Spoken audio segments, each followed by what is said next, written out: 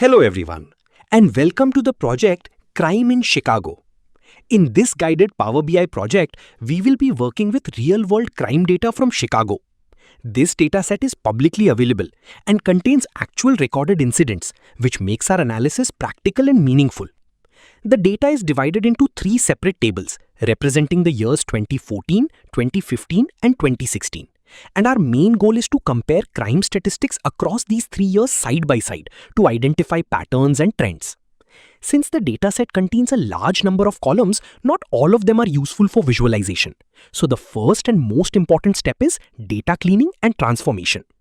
We begin by handling the date column, which includes both date and time together.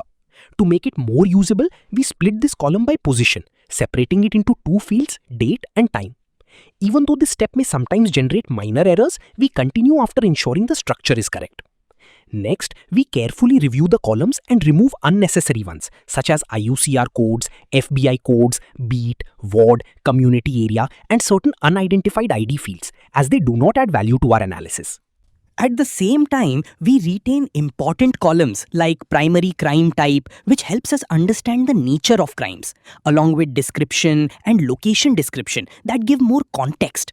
We also keep fields like arrest status to analyze how many crimes resulted in arrests, domestic indicators, district numbers, and geographic coordinates such as latitude and longitude, which will be useful for mapping crime locations. We also check for null values to ensure data quality. And once everything is cleaned, we apply the same transformation steps consistently across all three datasets. This ensures uniformity and allows us to make accurate comparisons.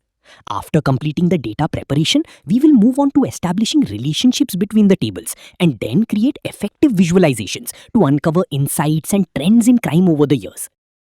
Thank you for watching.